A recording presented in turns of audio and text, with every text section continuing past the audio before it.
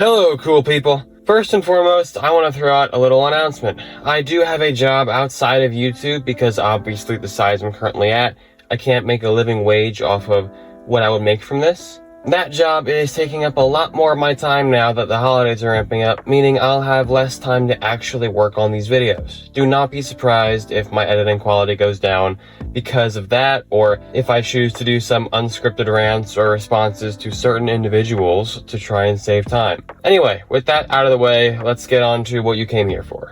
Today we're doing UNSC Marines versus a Xenomorph Hive.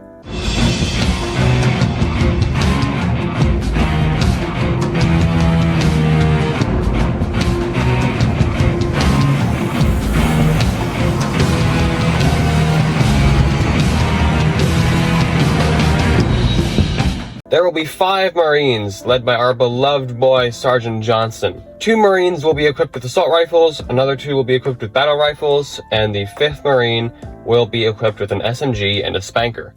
Johnson himself will be equipped with a shotgun as his primary and a magnum as his secondary. The Marines and Johnson will all be from the events of Halo 3. I've talked about Marines before on the channel, so be sure to check out my last video featuring them. But the UNSC Marines are a formidable fighting force. They're already experienced in fighting alien and parasitic opponents, but the Xenomorph would give them a whole new threat to worry about. The Marines from Halo 3 came from a period in human history where they were likely trained with less efficiency, considering humanity was probably rushing soldiers out the door to go fight the overpowered alien threat known as the Covenant. But to be nice, we'll say these Marines all have a decent amount of combat experience against Covenant opponents. Their armor is made from titanium carbide, and you know what? Titanium carbide is actually kinda acid resistant. But I'm willing to bet it's not the kind of acid resistant that just negates acid blood that can dissolve starship hulls. So I think it's safe to say the Marines are going to be affected by that. I can't find much about the training of UNSC Marines and lore, but yet again, I'll just use the real-world Marines as an example. US Marines go through 13 weeks of rigorous physical and mental training, preparing them for all possible combat scenarios. They become expert marksmen and are trained to be effective in hand-to-hand combat. The most interesting part of the squad is easily going to be Johnson. Not only is he a great leader, but he's a kick-ass combatant too. Johnson was an augmented super soldier, part of the Orion program, which was essentially the Spartan 1 program. He was more or less the prototype Spartan. He's certainly not as strong as a fully augmented Spartan 2 like Master Chief, but he's much more durable and far stronger than the average human. Johnson has decades of combat experience and will absolutely be the most valuable asset this Marine squad has.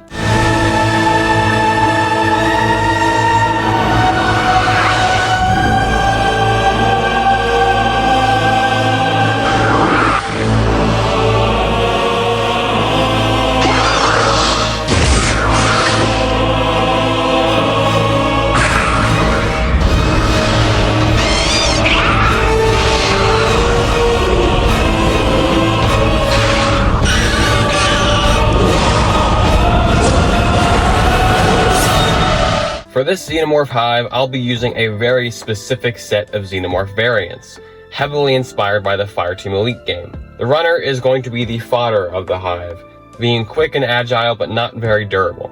The spitter is similar to the runner, but this time it's able to spit acid across long distances. The burster is also like a runner, but it can explode upon death into a giant ball of acid that spews everywhere. The prowler prioritizes stealth and prefers to take you by surprise, pouncing and mauling you when you least expect it. The drone is more or less the basic offensive Xenomorph.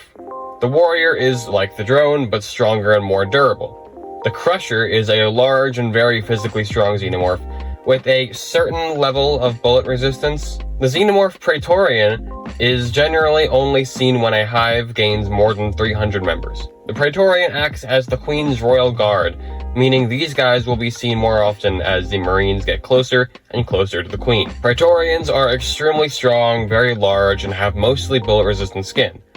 They can also spit acid. Then you of course have the Queen herself, the egg layer and ruler of the hive. She's extremely large, extremely strong, and overall will be the highest level threat the Marines need to face. The hive will, of course, be filled with facehuggers galore, meaning the Marines need to watch out for that as well. Your average Xenomorph is strong enough to drag around and ragdoll grown men, dent and warp metal doors, rip locker doors off one-handed, and tear human beings in half. They're durable enough to be unaffected by small arms fire at specific ranges, but in closer ranges, they can be killed, although it takes multiple shots to do so. We've also seen Xenomorphs dodge bullets at close range. I think it seems to be a misconception that the Xenomorph is ineffective against opponents with guns. I mean, they can physically handle human beings with no effort. Multiple Xenotypes have bulletproof plates or skin. Xenos, like warriors, are more bullet resistant too. Drones can even take revolver shots with no effect. They're not as useless against gunfire as people suggest they are. Now we must come to a verdict and decide whether or not the Marines could come on top. I think the Marines could successfully wipe out the hive, but the only reason I say this is because Johnson is here. If Johnson wasn't there, the Marines would be toast. These Marines are going into this scenario with no knowledge of the Xenomorph. They have no idea what to look out for or how not to die while fighting these things. When they kill enemies like bursters, they're going to have an explosion of acid to deal with immediately after. When they encounter opponents such as spitters or praetorians, they'll have to deal with ranged acid attacks from what will likely be multiple directions. Put that on top of all the runners and drones and warriors they'll have to deal with. And then what about the prowlers? I guarantee you prowlers are going to get an opportunity to slide up undetected while the Marines are focused on all the other fodder Xenos and acid attacks. Although one advantage would be the radars built in the HUDs of each Marine, but it's still going to be hard for them to keep track of all these different dangerous things. I genuinely think this will be a Marine victory 6 times out of 10, with Johnson and likely at least one other Marine surviving till the end. They'll have to save their spanker and its ammunition for the Queen fight or to help deal with Praetorians, but they're going to lose a lot of Marines in the way. Johnson is seriously carrying these guys to victory in my opinion. Dude's just built different. But what do you think? Do you agree? Disagree? Let me know in the comments below. Don't forget to join my Discord so you can chat up a storm and suggest more matchup video ideas for me to talk about. Like, subscribe, hit the bell, share this video with your dog, maybe even cat, all that good stuff. But I will see you guys in the next one. Bye-bye.